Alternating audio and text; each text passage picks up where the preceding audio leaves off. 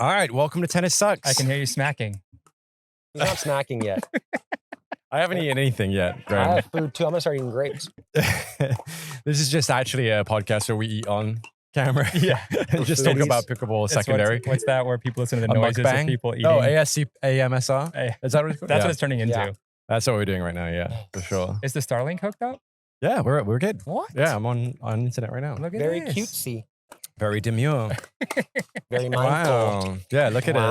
us. Recording a podcast on the side of the courts. Very mindful of Very people's demure. ATP space. Look how we infringe on other people's space. Like fucking assholes. Very demure. Very demure. Well, yeah, we got a little bit of a different setup because we have a special guest coming. But I mean, in the meantime, obviously we have to address the elephant in the room, which is Travis's new iteration on a mask. You want to talk us through what's going on there, Travis? I didn't even realize he was wearing a mask. First of all, it's a great mask. And I feel like there's two reasons. One, I see a lot of very hot paddles out here. I see some Yolas, some paddle techs, maybe one gearbox over there. So this is just facial protection. And then, of course, Smart. there was some very, very angry people that I was wearing a normal mask outside 8 feet from my immune compromised friend freaking the fuck out. So how's that? This is a great mask. I look great. I think the Is this anti-vax upsetting? Instagram is going to go crazy after seeing this. I can't for wait. sure. Oh, I'm gonna get a vaccine on camera next week. I think Any vaccine, doesn't matter. I don't give a fuck what it is. that particular promo I we only got 10 did. years left anyway. We definitely reached the tennis community too. We got a lot of people who hated pickleball on that particular promo. Yes. So we obviously are doing something right if we're reaching that side of I always the love it internet. too because they always tell me like a pussy that could never be a tennis player. I'm like, and I always write the same thing: do your research, yeah. then you can. And then they write back like, well, why would you switch? Look me up. Look me up. Yeah. That's too funny. But yeah, okay, so great. I'm glad that you got your protection for this week's pod. Hopefully Graham won't get sick twice over. Although you didn't get sick from last week. Not yeah. yet. No. Speaking of tennis players coming over, Agassi's playing more and more, right? Dude, he And what looked about good. He what looked about- good? Jovac Nokovic or Novak Jesus Djokovic? Christ, Graham. I don't think I can do this with him anymore. That I was literally don't think incredible. it's one thing he doesn't watch pro pickleball, but now he said Nomak Mokovic. Are you fucking kidding me? Like the greatest athlete in history, and you just tainted I'm a huge everything. fan. Huge fan. Huge fan. Of Jovac Nokovic. I am Jesus. obsessed. That's Um, incredible. Yes. He's playing now too, right? In New York? is. coming up? Yes, he's doing a thing with Sinner too, who had almost a drug ban today, which was very interesting. Whoa. Yeah, he's won 5 events this year, the most ever Oh in my his God, career. here we go. Once he just won the Cincinnati Open. He did. Who He did he beat in the final? Tiafoe, who's now in the top 20. Tiafoe? Whatever. Tiafoe. Tiafoe, who's now in the top Tiafoe. 20 He is. because God of damn. that finish. You're good, Graham. Hold on, I gotta keep my protection on. Tiafoe, I'm a big fan of. Yes, he's Right? great. He's and great. and how old is he? He just like gets good. and then, 26, 27? oh, okay. He's he's having been a around a while. resurgence. Yes. He had a little fall off this year. And then, he's just trying to copy Nomak Nokovic. What was it? No, I just switched the first letter. Jovac Nokovic. Nokovic. I just switched 2 letters. That's it. That's not even Okay. that big a mistake. Seems very promising in pickleball. Yeah, promising future there. Yeah. That's awesome. Okay, speaking of really quick, Agassi looked good. Yeah, he So did. my Yeah, he thing with did. like him beating Anna Lee, I'm sorry, watching that, I was like, I forgot how good this guy's hand-eye is. I forgot how talented this fucker is. I saw one clip and I was like, okay, that guy's good. Exactly. Yeah. And he's got like a Gen 3 basically now in his hand. He's gonna be fucking. He did one where he did a slide, pop, and then move to left, boom. Like, Yeah, it that like, one was okay, awesome. He doesn't look slow. Yeah. He doesn't look not agile. He would absolutely be able to challenge her. Agreed. Okay. Fucking Yeah. A. Fucking A, finally. What about Djokovic though? How do you think he'll fare? I mean, if he practiced for a week, which I'm sure he'll hit twice, he's gonna be okay. He's Yeah. played a couple He- times already. He Well, I played. mean, he did you said that like some people don't translate well. You think He that wouldn't be a perfect translation, but he would still be very good. Yeah. Okay. All right. Interesting. Cool. All right. Let's do some intros then. Okay. Yeah, this week on Tennis Sucks, we have Jason Aspes, the founder of The Kitchen and the current president of UPA. So I guess PPA, MLP. Is he our boss? Jason, are you our boss? I don't think I have the authority No, No. I'm not. Jason, absolutely not. Okay, good to hear. Can't allow that. Why don't you tell us a little bit about the UPA-A, like why it formed and what it really does for pickleball? Yeah, so UPA was the umbrella company after the merger of PPA and MLP. And as PPA and MLP went on, we realized that there were issues with paddles, and as a professional sport and taking this seriously and seeing competition and people playing for money and gambling being in this sport, we needed to do something about paddle regulation and standards and make sure that there was enforcement and fair play. So UPA started UPA of America, which was looking after the standards, regulations, and enforcing paddle regulations. And so that's where I stepped in, and we So knew something had to be did done you have because any prior experience with Pickle Labs, or was that all new when you took that position? that was it. I mean, I had geeked out on paddles over the last 4 years working with the kitchen. It was something that kind of I gravitated towards. I recognized that there was an issue way back when I was sent my first EVA foam paddle, and I kind of that blew my mind. I was like, oh, I didn't realize that you could manufacture things that could actually, get so fast that it was dangerous. What Right. was that? The Vice or something before the Vice? It was no, before it was actually Vice might have come first, but then Huda sent me a paddle. It was their new era paddle, which is this here, in fact, this paddle. And there's another one that's completely red that looks like a padel paddle. And when I saw that, and this thing looks like a regular pickleball paddle. You Right. never know. You go out to the court, I could play you with this. This thing will take your head off. Yeah. And I thought that's scary. And then as paddles continue to get hotter and hotter, I knew that something wasn't right, and I was probably one of the most outspoken people about it, and probably ahead of the curve before we even saw the Gen threes. Uh, you know, so I definitely saw writing on the wall that something needed to be done. And I got to talking with Connor about it, and he said, "Would you want to come over and do something about it?" And I said, "Yeah, let's do that." But no, I didn't have any experience with PPL. Okay. Um, And do I, you I feel like obviously we're going to get into the metrics that are in play, the testing, how fair it's been, but where do you see it moving? so I think first things first. We need limits. We need rules.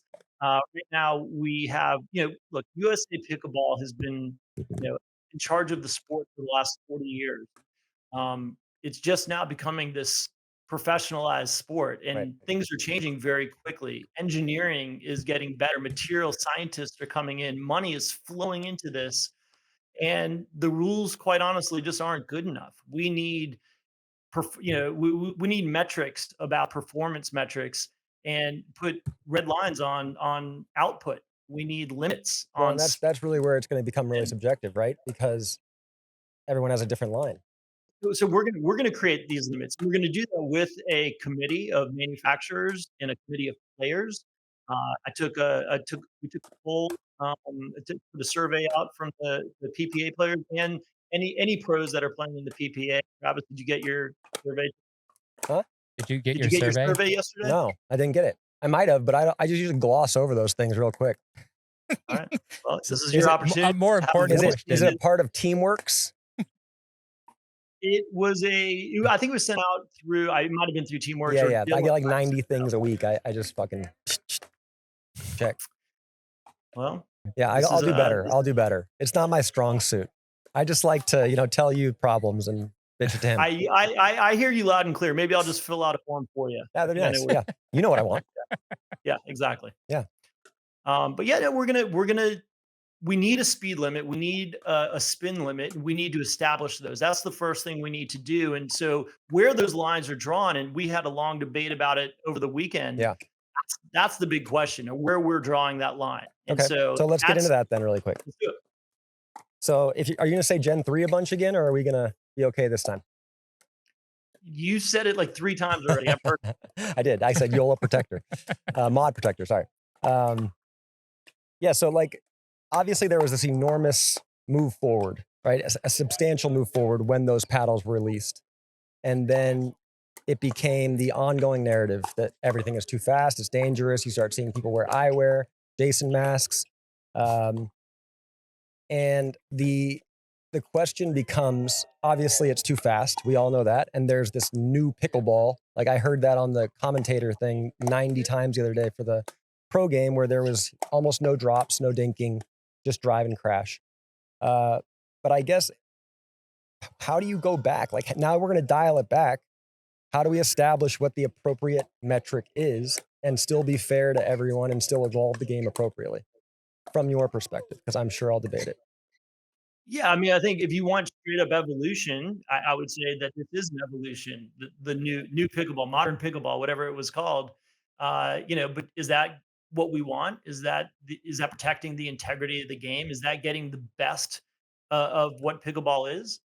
I'd argue that it probably isn't, Yeah. and that there's somewhere in between. It's dialing back a little bit so the craft of the game, the drops have a place. It doesn't necessarily have to be all thirds, right? We might see drives, then fifth drops, and some something in between there. Right. But I think that if it's all power, then that's a miss from the wider experience of playing pickleball. Well, how did you feel about the final the other day when it was Alshon and Duong versus the Johns brothers? Who I think that, before I move into this, three of the guys on the court have established what we have as power paddles, right? Two guys using the 3S Yola, one guy using the paddle tech, and then Duong using probably the most powerful or second most powerful Selkirk, the Power Air.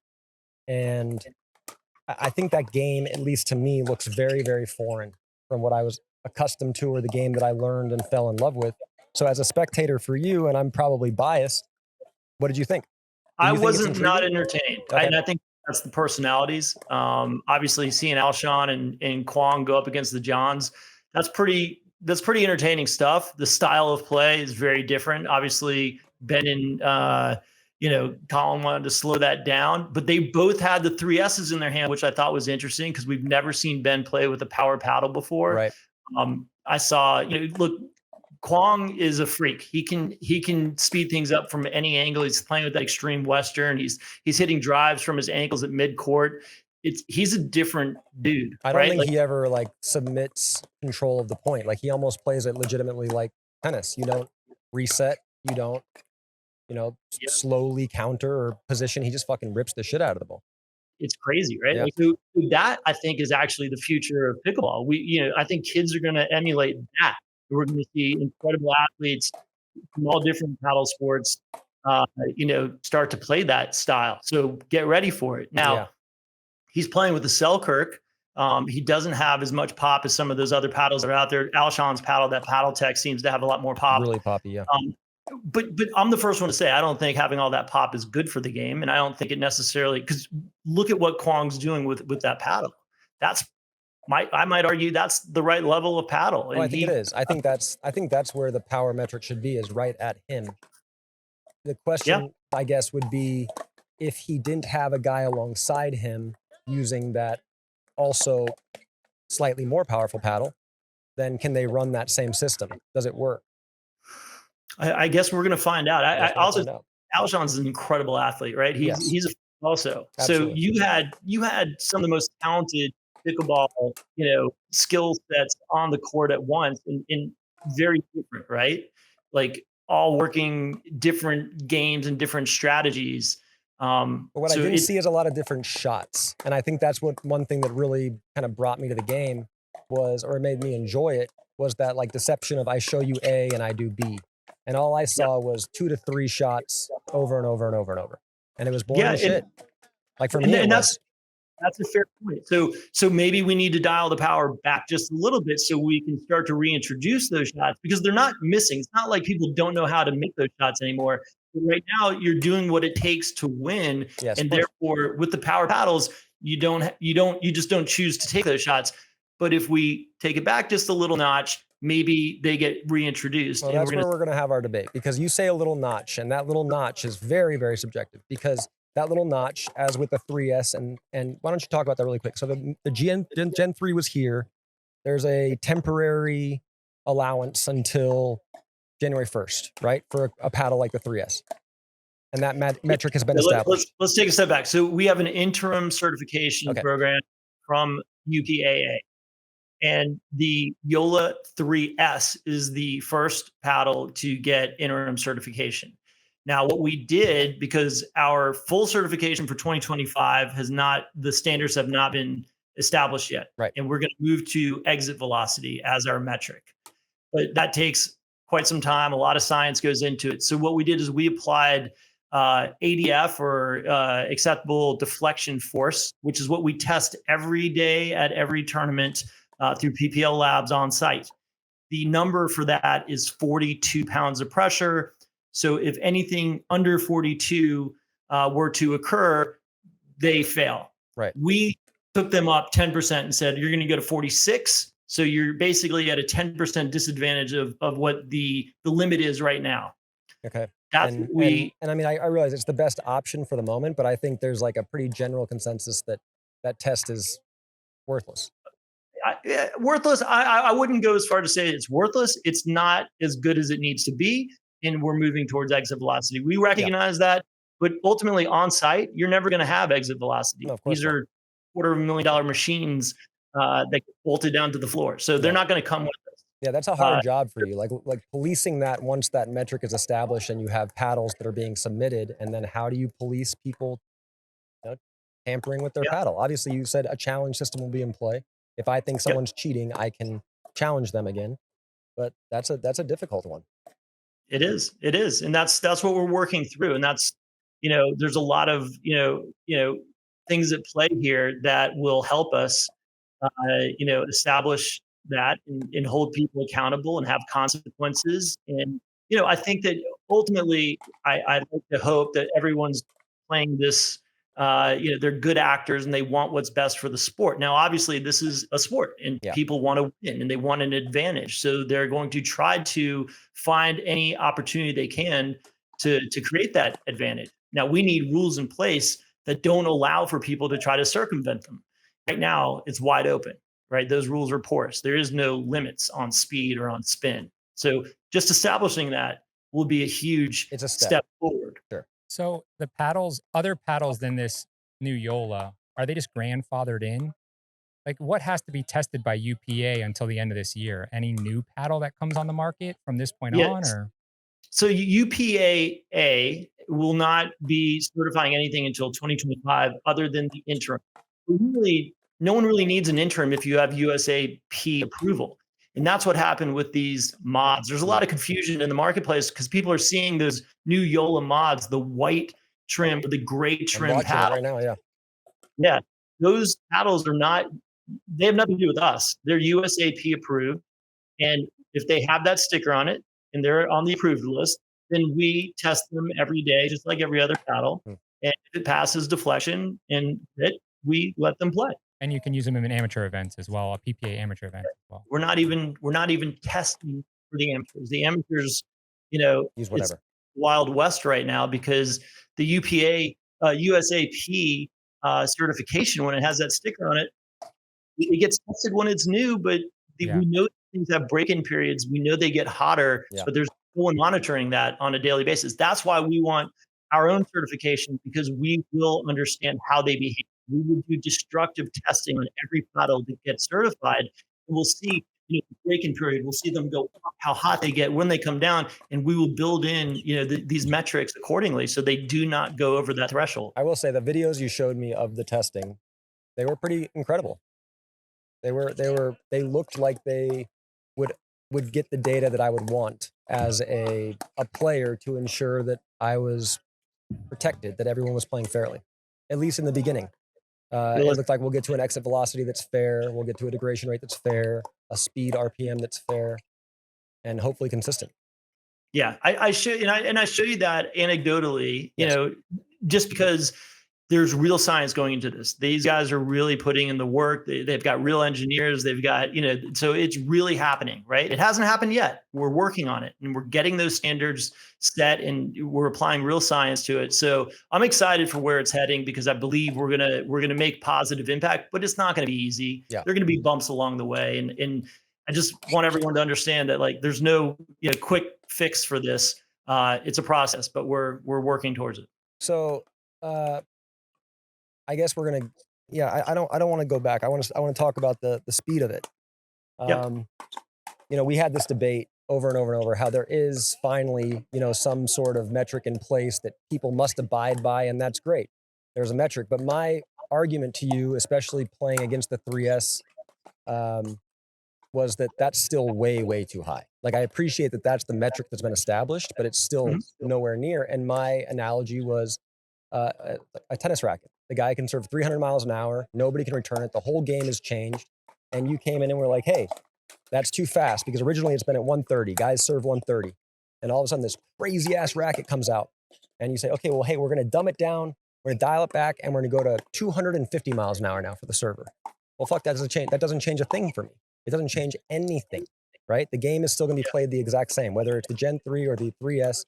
It's still going to be way too fast. And I grasp, I guess it's got to be so difficult with all these companies involved in the game trying to appease everyone, especially given what happened. But my fear is that it stays even near there, that it's not walked back so substantially that the game is recognizable to me.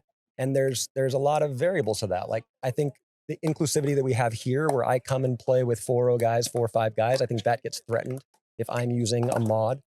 I think it becomes dangerous. I think you're going to see more and more eyewear. And then the concern becomes, does the recreational participation drop? Does this kind of idea of this beautiful game that we have that everyone enjoys together dissipate because we have these extremely crazy ass paddles? And of course, everyone wants to win. Everyone wants an advantage, even out here. So, my thought process has always been, which I actually think is good for paddle companies, dial it back so far to where it was maybe late 2022. And then if it's too slow, you can incrementally add it. And then those paddle companies get to add a new paddle and progressively build another paddle. Hey, this is the upgraded version to the new metrics. This is the upgraded version to the new metrics. But dialing it back progressively, if you don't go low enough, that's hard. Like, because now you have inventory of paddles that are no longer allowed to be played. That seems more challenging than the first option. Yeah, I don't disagree. I mean, I think that's where your input and why you have to look at your emails. Because your input does matter, all the players, right? Because in all seriousness, it's not anecdotal. I want to understand where everybody's head is, and I will tell you that I've seen some of the feedback already, and everybody agrees that the power has gotten out of control, and we need to pull it back. Great. So now the question is where, and that needs to be, how far, right? And that needs to be. No one understands numbers, right? We're pickleball players, so we need to do that with pictures of paddles and saying, all right, here's this paddle. Is this too much? Is this too much? And I think we need to lay those paddles out visually and show on a chart what the exit velocity looks like with each paddle. And then everyone can say, well, maybe between there and there. And it might be say, hey, it's the Selkirk Power Air. That's it. That's where we should be. Right. Fine. That's great. Then we're going to set that line. Everyone's going to build the paddles to be, that's the benchmark. And we can go from there. Don't you think that protects the game at that Selkirk Air number? Like, that retains the integrity of it and keeps this inclusivity and keeps that trajectory going on the recreational level. Like, it doesn't threaten it in any way. So why not go there? Well, people want power, right? Now there's a fine line here between protecting the game and slowing it down, giving people what they want, right? And that's the balance that we have to manage, because certainly the paddle companies, when they make powerful paddles, they sell a ton of them, of course, right? like hotcakes. Now that shouldn't be the determining factor, but we do need to look at what people want and how does that balance with what's good for the game. People don't know what they want. They want a faster horse. They just know what they want in the moment. They don't know what that's going to affect pickleball down the road. And then there's no pickleball. It's like, I didn't want that. Well, there'll always be pickleball, but you know what I mean? It's just going to look different. I agree with you, Graham. Actually, racquetball narrative. Sorry, go ahead. No, I think if you keep on making faster things, people keep buying them until it's a disaster, right? And we don't want that. And that's why first step, we need some guardrails. It's just, and then the big question is, where do we set those guardrails? Where do you think it is, Graham? What do you think should be the appropriate power metric based on the last I love 2 years? playing with the mod. I'm one of those guys because I don't hit it hard. So when I put it in my hand, I love playing with it. You do that to me right now. This is going back on. I think if you use that thing, I'll wear this every day we play. I don't know, because I don't play at the level you play at. You know what I mean? Like, I can handle the guys out here that are hitting pretty fast paddles, but I can understand at the pro level, it's Yeah. terrifying. I can see the ball No, coming it's not off. even that it's And terrifying. It's just not very fun. Like, to be honest, it's not very fun. I mean, yeah, And that might be because, you know, I don't use a mod. Like, then it might be like, oh shit, I'm fucking smashing the ball. It's great. I don't think what Travis said is a bad idea. Pulling it back to like power air or even slower. Mm. And then throughout time, figuring out, okay, can we knock this up 5%? Yeah, because the thing that fucked it up was that the Gen 3 came out and went up 50% or 100% overnight. Yeah. And then now everyone's chasing that. So now every paddle company, myself included, is chasing that number. And so now every paddle is going to become that. And it's tough to now that we felt it, it's tough to go back. Yeah, so let me just be real clear. UPA-A is only looking after the pro game within UPA-A, so MLP and PPA. Right. We don't speak for the greater pickleball playing, population. That's still USAP. So what we're doing, we can make kind of bold decisions here because we control. It's a very small subset of the playing population that we're Right. looking after here. Right. So I feel like we have that opportunity to whether it's take a risk or figure it out.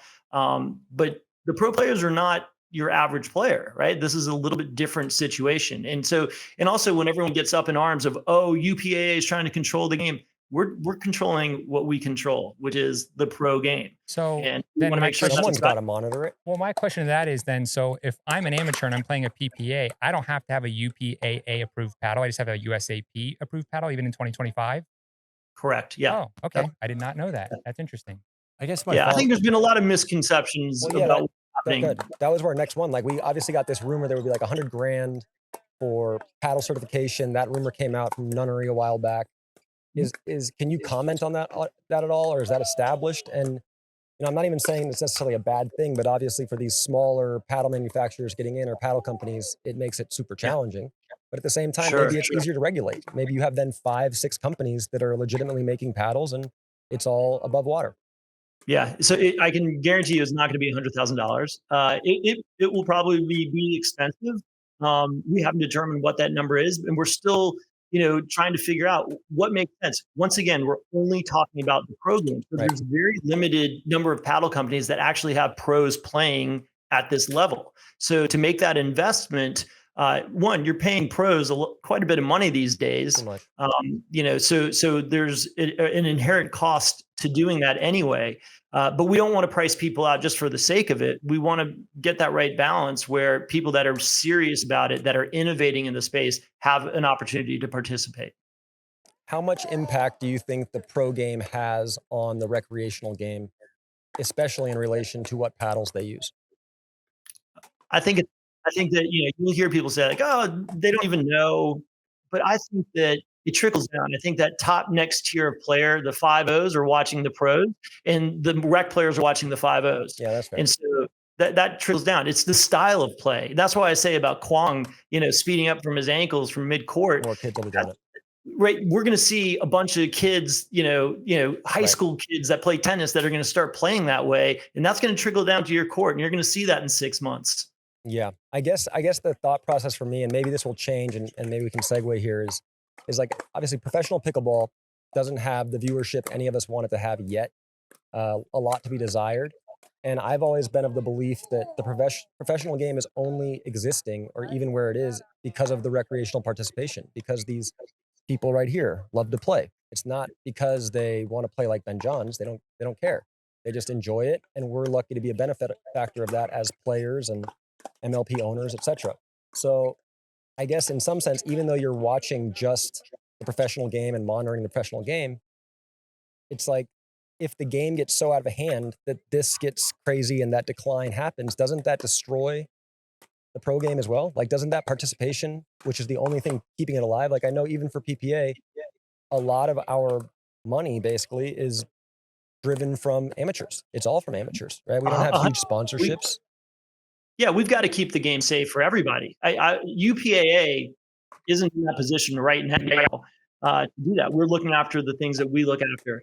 To USAP's credit, USA Pickleball's credit, they're implementing standards as well. They're now trying to get established a coefficient of restitution number, and that will hopefully make things better. But it'll take some time because they're beholden to the rules that they have already. So all the paddles that are in the marketplace have an 18-month sunset period. So nothing's going to happen fast. Right. But they're on it, and that's good. That's good for the sport. We all need to do our part. But we, as a professional organization, we couldn't rely on them doing it in the time that we needed it to be done.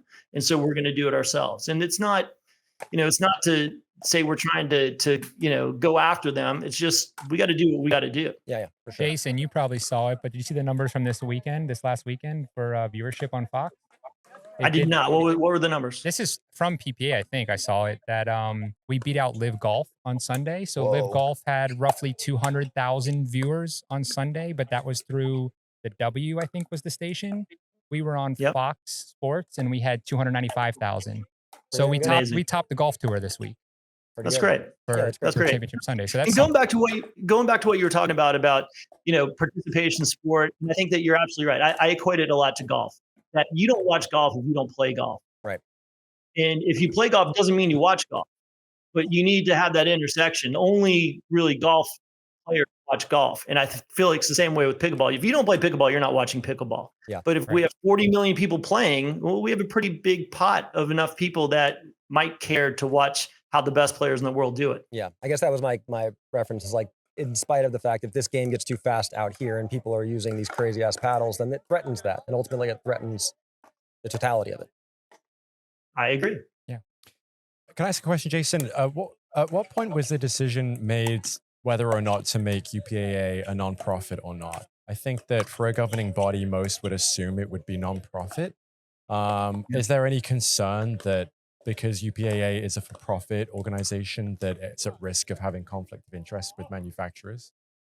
Yeah, so for the time being, obviously we wanted to move really fast, and we wanted to get this taken care of immediately. And in doing so, we definitely had that conversation of should it be a 501c3, and ultimately our answer is it should be. We just can't do it as fast as we want to move. So we've committed to making that leap and transferring our structure into a not-for-profit, and I expect that to happen by the end of 2025. So yeah, we're going to do that. And do you feel like there's any threat from manufacturers having leverage, companies who sponsor, having too much of a say? Is that a concern? We invited a lot of those same companies to be on the advisory committee, and a lot of that are not. And we want to listen to everybody. We want to make decisions. We don't want to unilaterally make decisions that are going to harm the game or harm the manufacturing process. So no, there's really a pretty decent division between church and state within UPA. And I don't really get any pressure on people saying, hey, listen, they got to, they're signing a big deal here. Nobody's saying that to me. In our conversations, I never got that notion for a second that there was any sway in how you were going about certainly this process. I feel like I'm pissing everyone off equally. That's good. nice work. Pissing everyone off. We're the same way. Yeah. So just to follow up there. So there's a manufacturing committee, I believe, right? That's made up of people from Selkirk, ProXR, the Paddletech, Yola, and their job is to influence the standards and set the standards of testing. How much influence do they have over that testing? For example, in the interim, like how much do you involve them and keep them in the loop on that stuff? Yeah, we've kept it in the loop, to some extent. On September 13th in Atlanta during the PPA, we're having, this is the second in-person meeting that we'll be having. The last one was at the end of May in Dallas, at PPA in Dallas. So this will be the first time we all reconvene. And since then, when we established what we were trying to set out to accomplish, we are now coming back and we have the data and we have we basically are taking the standards that we are looking at and putting them in front of the manufacturing council and the players committee and saying, what do you think? What can we improve? Does this look right? And we have their feedback. We're going to put it all together. We will make a recommendation. It'll go to the board. How, we will end up with standards. How is the players committee chosen, and why the fuck am I not on it? Because you don't check your emails. Right, we invited you 4 times. I mean, come on. This fucking Are guy. you doing you're obviously doing a lot more than just paddle testing, right? As the president of UPA, like what else is like on your board that's exciting right now or that you're working on? Yeah, there's so much stuff going on, right? There's international, there's the growth of the game is so outrageous that it's nonstop. And so every step of the way, there's something else. I feel like my plate's full with just incredible opportunities everywhere to grow the game. And international growth is something that's certainly at the forefront for me. I know I am UPA-A, but ultimately, we want to extend what we're doing beyond the borders. And as we've announced, there's a international tour for PPA and MLP. We have Australia going on. Yeah. We have we're growing in a lot of different places, and so there's a lot of exciting stuff happening behind the scenes, and trying to help grow that. And part of my background is I lived in Asia for 12 years, so I kind of worked in the international side of business, so that it fits quite well with what I know. What do you think outside of the paddles? Would you make any rule adjustments? Like, obviously, I don't think the serve one's gonna fly. I like the idea of it, but I don't think logistically it makes sense. Would you change any other rules to make the game more athletic, more interesting to the average viewer? There's a few rules out there that I think that we could do. I think one of them, and I'll throw this out there as a kind of something we've kicked around, is I don't love the idea that when you attempt an Ernie, and if your foot happens to go a little past the line, the imaginary extension of the net, that you should be punished for that. I got called in that in a rec game one time at 10 all. I couldn't believe it from the sideline. I Like would 2 call you on inches that. over, 2 inches over the pole. Rec game, Rec the game. nerve of them. And I That's lost because of it. But I think that we want, because I think at least our version of pickleball at the professional level is we want this game to be exciting. We want people to take chances, to be athletic. Right. I don't want to punish somebody for that. That's not egregious, right? Have you gone with the rule at all, or thought about the 6 inches spread of the post? Are you familiar with that one? The 6 inches spread. So it's Zane's idea, but Ben said the same thing. Wider. Yeah, widen the post by 6 inches on each side, and then you're like basically rewarded for an angle. But that's really not the part that's interesting to me. The part that's interesting to me, and this is what I think is a downside for pickle, and maybe I'm wrong, is you can have a quote unquote right side specialist, and he doesn't look very fit. He maybe doesn't move very much, and it's just not that awe-inspiring. It's not appealing.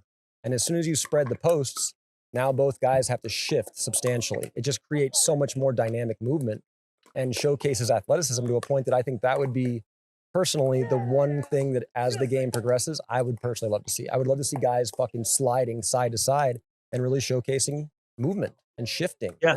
And real Listen, strategy. I think, well, so here's what I think. I think one, when you mess with the infrastructure, it's really difficult because we're building out courts all over the world. Right. And that would be a really tough thing to But implement. really quick, like I don't think it's at the rec game. So I think I use it in terms of like the NBA basketball 3-pointer, Sure. right?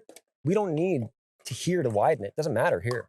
We need it where we have the Selkirk nets or the Yola nets at the pro event. You just snap an extension on the current nets, or you make longer rollouts. Yeah. Yeah, I don't think For it's those that couple difficult. courts. I'd love to experiment with that kind of Yeah, stuff. that would be a fun. That's maybe we can get Don out and someone can take video of Don, extending out the net 6 inches on either side. I'm sure he'd love that. Leia had one I saw on Instagram that she wanted to get rid of pushing off the kitchen line for overhead as a fault. Yep.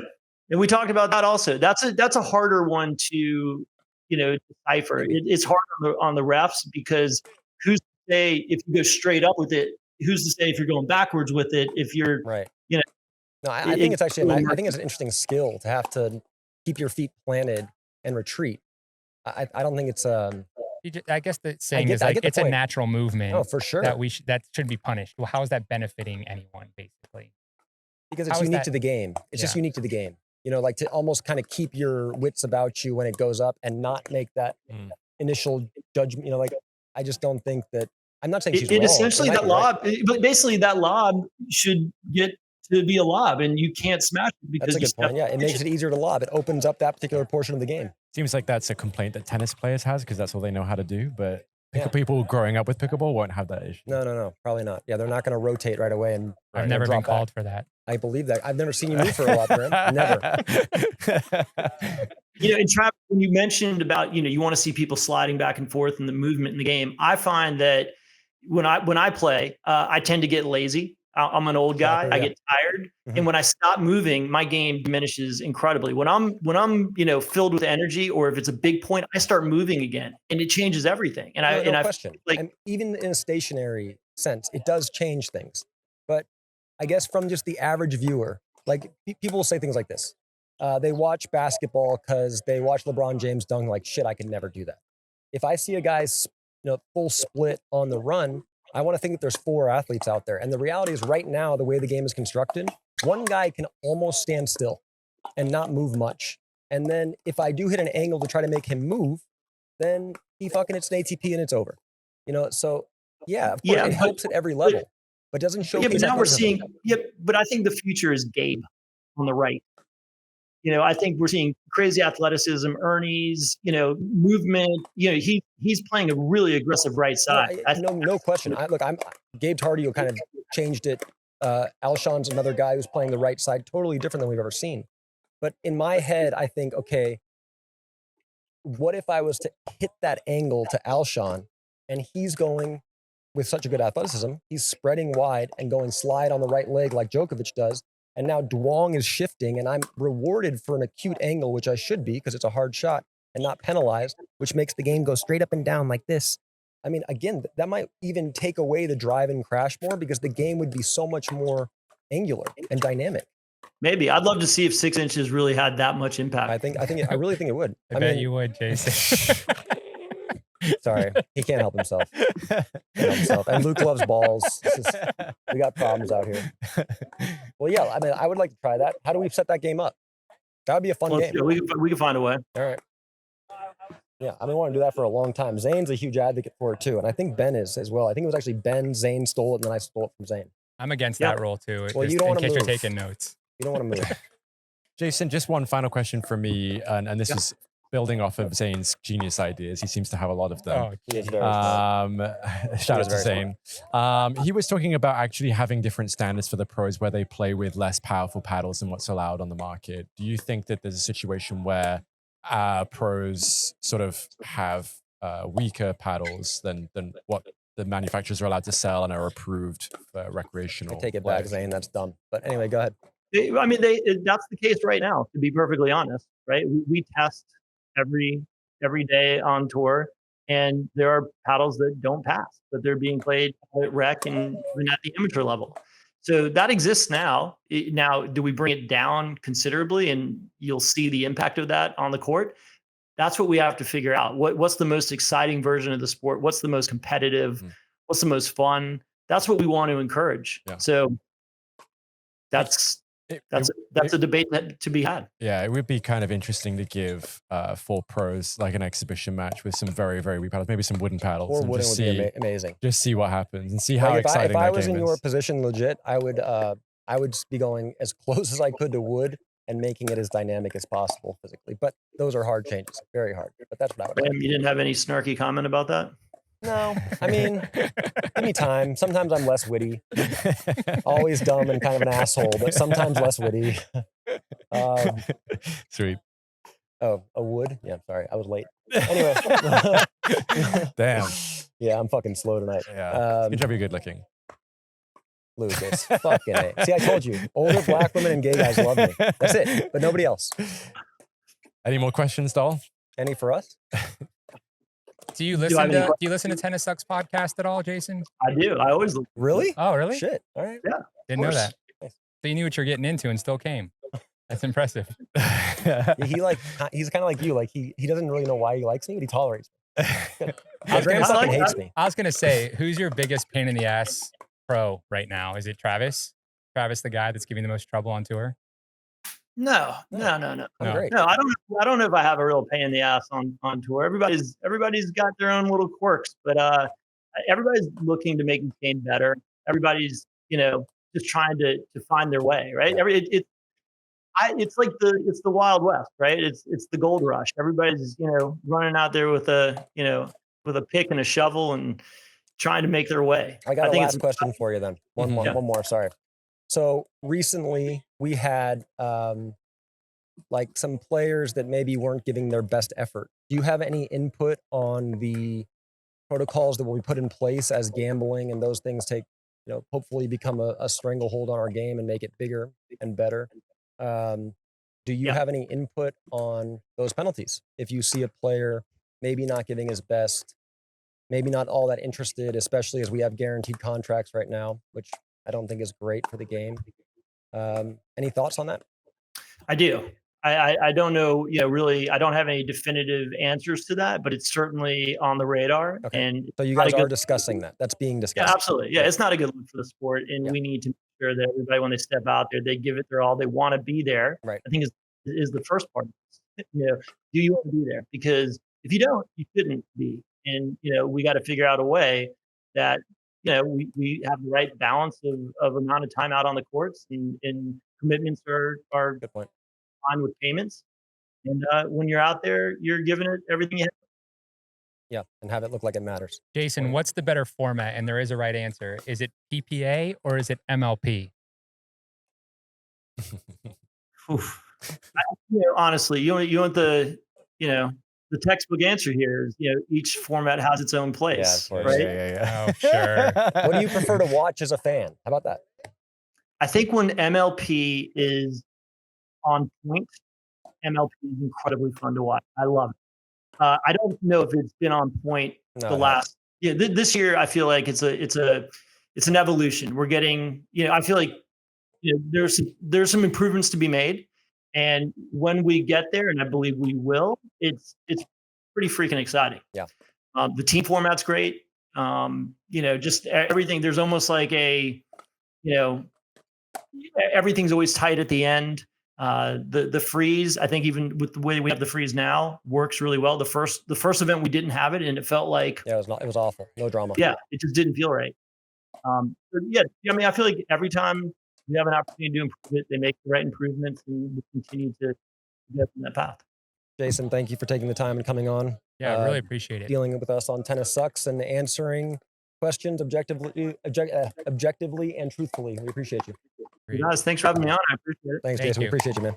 Tennis sucks. Tennis fucking sucks. It's actually pretty cool these days. Fuck, man. Just don't play it, kids. Just watch. Just watch. Great to watch. Terrible After to play. pickleball. Right.